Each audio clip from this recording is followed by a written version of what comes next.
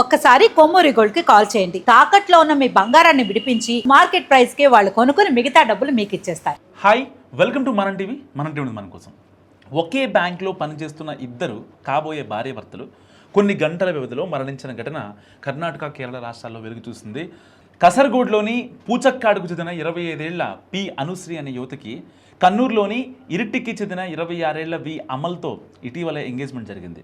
డిసెంబర్లో వీళ్ళ వివాహం కూడా చేసుకోవాలని ప్లాన్ చేసుకున్నారు. అయితే వీరిద్దరూ ఒకే బ్యాంక్లో పనిచేస్తున్నారు, కానీ బ్రాంచ్లు మాత్రం వేరు. సో ఇలాంటి నేపథ్యంలో అనుశ్రీ కర్ణాటకలోని ఒక బ్రాంచ్లో పనిచేస్తుండగా అమల్ కేరళలోని ఎర్నాకుళం బ్రాంచ్లో పనిచేస్తున్నాడు. అయితే ఏమైందో ఏమో కానీ కర్ణాటకలోని హన్సూర్లో ఉన్న తన నివాసంలో అనుశ్రీ విగతజీవిగా కనిపించింది. దీన్ని గమనించిన ఇంటి యజమాని పోలీసులు సమాచారం అందించారు. అండ్ ఘటనా స్థలానికి చేరుకున్న పోలీసులు మృతదేహాన్ని స్వాధీనం చేసుకుని పోస్ట్మార్టం అనంతరం ఆమె కుటుంబ సభ్యులకు అప్పగించారు.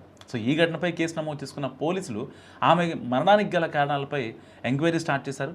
సో ఇలాంటి నేపథ్యంలో అరుణశ్రీ మరణ వార్త ఎర్నాకుళంలో ఉన్న కాబోయే భర్త అమల్కి తెలిసింది.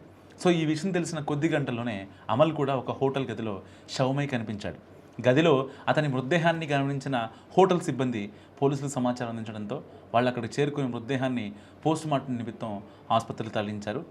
సో ఈ ఘటనపై కేసు నమోదు చేసుకున్న పోలీసులు అమల్ ఆత్మహత్యకు పాల్పడి ఉంటాడని చెప్పి కూడా ప్రాథమిక నిర్ధారణకు వచ్చారు. అయితే ఘటనా స్థలంలో ఎలాంటి సూసైడ్ నోట్ కానీ ఇతర ఆధారాలు కానీ లభించకపోవడంతో అతని మరణానికి మరేదైనా కారణం ఉందా అనే కోణంలో కూడా పోలీసులు విచారిస్తున్నారు.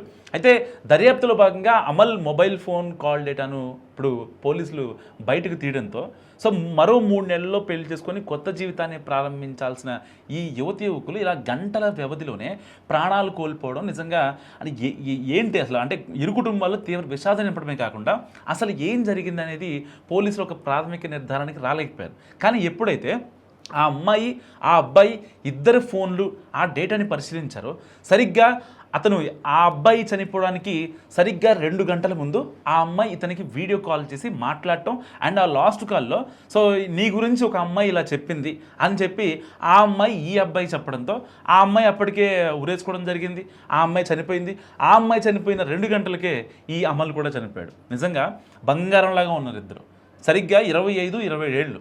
సో కులాలు వేరు, మతాలు వేరు, ప్రాంతాలు వేరు, అయినా సరే ఇంట్లో వాళ్ళు పెళ్లికి ఒప్పుకున్నారు.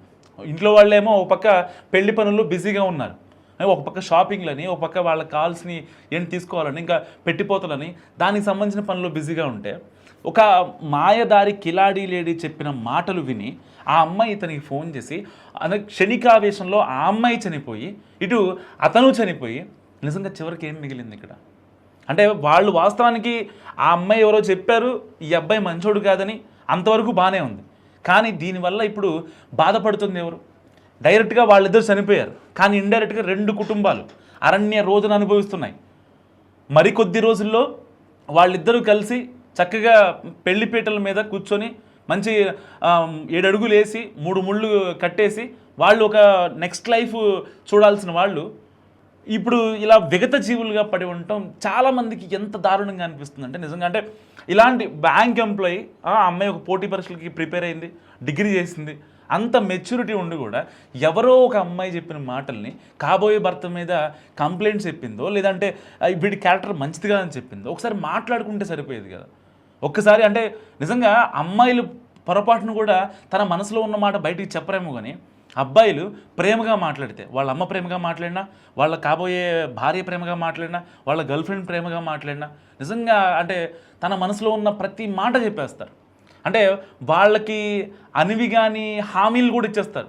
నేను ఇది చేస్తా, నేను చూసుకుంటా అని హామీ ఇస్తారు. అంటే మనల్ని నమ్మారు అంటే అబ్బాయిలు అంత స్ట్రాంగ్గా ఉంటారు. మరి అలాంటి వ్యక్తి ఆల్రెడీ మీరు ఒక 2-3 ఇయర్స్ నుంచి రిలేషన్లో ఉన్నారు, ఇద్దరు బ్యాంక్ జాబ్ కొట్టారు. సో ఇద్దరికి ట్రాన్స్ఫర్ పెట్టుకుందాం అనుకున్నారు, మ్యూచువల్ ట్రాన్స్ఫర్ అవ్వలేదు. సరే పెళ్ళైతే ఆటోమేటిక్గా ఇద్దరు ఒకే బ్రాంచ్లో పనిచేసుకోవచ్చు అని చెప్పి చాలా హ్యాపీగా ఉందాం అని చెప్పి అనుకున్నారు. అంతా బాగానే ఉంది. ఎవరో ఒక రోడ్డుని పోయే ఆవిడ అనానిమస్, అసలు ఎవరికి తెలియని కూడా తెలీదు, అలాంటి వ్యక్తి ఫోన్ చేసి మీ ఆయన మీ కాబోయే మీ ఫియాన్సీ మంచోడు కాదు, వాడొక రోగ్, వాడొక వెధవ, వాడొక 420 అని చెప్తే ఈ అమ్మాయి నమ్మేసి వెంటనే క్షణికావేశంలో ఆ డెసిషన్ తీసుకోవడం వల్ల ఇటు 2 నిండు ప్రాణాలు పోయాయి. 2 కుటుంబాలు ఎంత బాధపడుతున్నాయో ఎవరికి అర్థం కాని పరిస్థితి. అక్కడ అమ్మాయి ఒకటే, ఇక్కడ అబ్బాయి కూడా ఒకటే. ఎంత దారుణ నిజం చెప్పండి. కర్ణాటక కేరళలో వీళ్ళ ఇద్దరి గురించి తెలిసిన వాళ్ళు అసలు నిజంగా చాలామంది అంటే ఇంత స్ట్రాంగ్గా ఉంటారు, వీళ్ళు ఎలా చేశారంటే అని చెప్పి నెత్తి నోరు కొట్టుకుంటున్నారు.